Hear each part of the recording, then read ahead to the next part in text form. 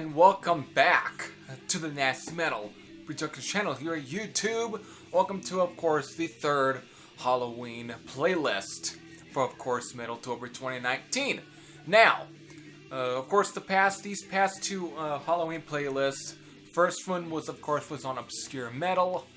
The second playlist was based around 70s hard and heavy albums. Now this one is the last of the albums list, and this one is actually going to be more, well, on just popular or mainstream hard rock, heavy metal albums. Technically these still fall within the metal category, but to those who are at least elitists, these might be, some of these will definitely fall more under the rock genre. Anyways, so without any further ado, let's go into it. This is probably one of the bigger ones. That's, of course, this artist is still fucking big. So let's just show this album would be perfect enough. Again, this whole album is definitely perfect. It's, of course, Diary of a Madman from Ozzy Osbourne, his second full-length album, and of course the last one for the late Randy Rhoads. Definitely, there's plenty of course, from the artwork anyways, but still, for a mainstream album, would definitely be perfect enough for a Halloween, or even again for the month of October. I mean, look, we got songs like Believer, Little Dolls, and of course the last track on here, the title track, Diary of a Madman, just perfect. Even Over the Mountains, also perfect for this time of month. SATO, Tonight, every one of these songs is definitely good enough for it. The whole album and so on. It's just a very much a good album. I know everyone would also pick the first album, or Bark at the Moon, or even The Ultimate Sin, or even Speak of the Devil, or in other countries, Talk of the Devil. But still, I had to pick one at least for this list just to kind of give a very good example. But so, Diary of a Madman from Ozzy Osbourne, and one of my personal favorite albums from his solo days. So there's at least the first one here, though technically number 5. So next up, of course, is, well, the band that Ozzy actually came from. But this is not during one of his periods. I already showed at least a Ozzy period Black Sabbath album anyways in my 70s hard and heavy one. So here I decided to go with the Dio era. And that's, of course, Mob Rules. So, of course, again, you've got other great songs in here. Like, actually, the whole entire album here is basically perfect enough. But again, you got like Turn Up the Night, Voodoo, The Sign of a Southern Cross. That very eerie track, which is it serves as more of an intro to the Mob Rules, but E5150, which actually translates to evil, so perfect enough.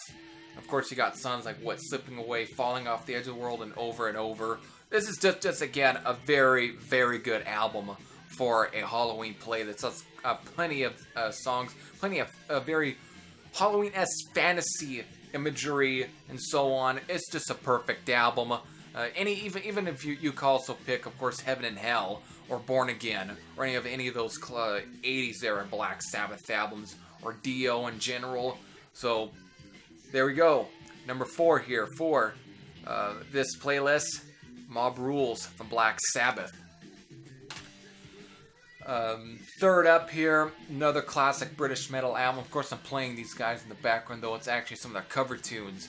But this is a classic album. Of course, around this time, they definitely kind of went for a slight, of course, the mascot and everything, but Power Slave from Iron Maiden.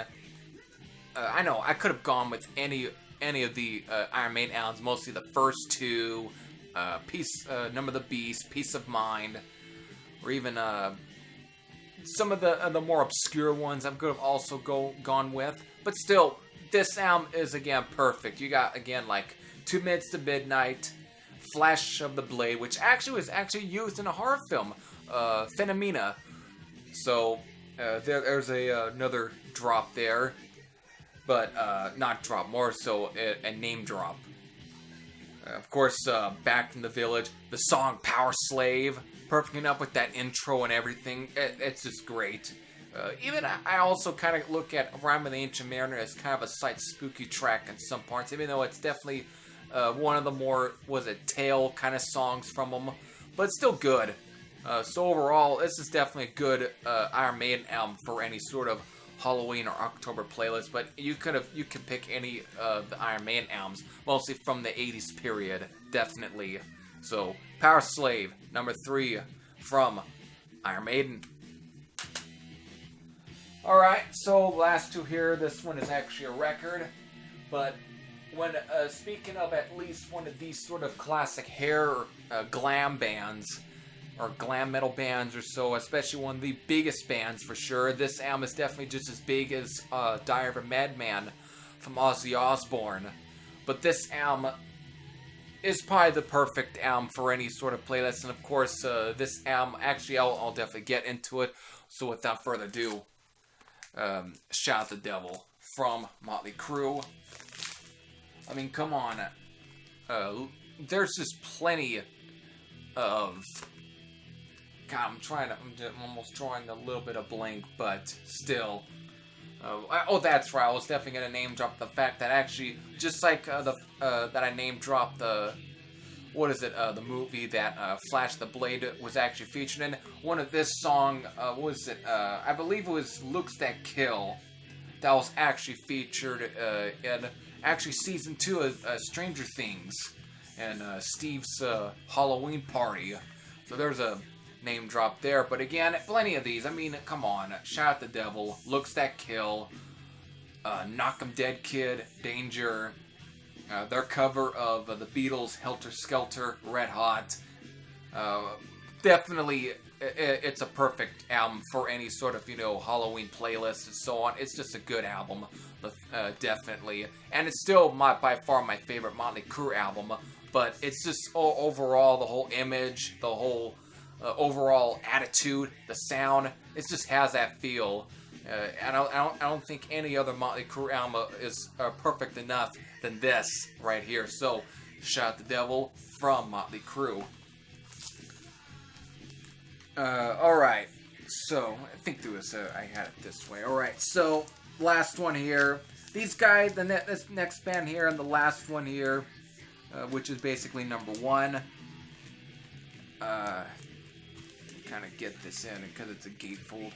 But this last one definitely, and to a point, kind of got tagged as a glam band or a hair metal band. But I think the band I'm going to show, I think, kind of transcends that whole entire movement or genre and so on, because of the sound they had was a lot more tougher. They definitely fall into shock rock, though. They definitely kind of have that kind of feel. But we're talking, I mean, I could have picked... you could pick any of this band's albums, actually, mostly from their 80s period, but this one, for sure, the very first sound from Wasp. I mean, if you just have the original vinyl press, that's just good enough, because if I got the CD copy here, and if I was ever to play this at a party, there's at least one song here I actually would skip, or at least would leave off, even though I don't hate the track.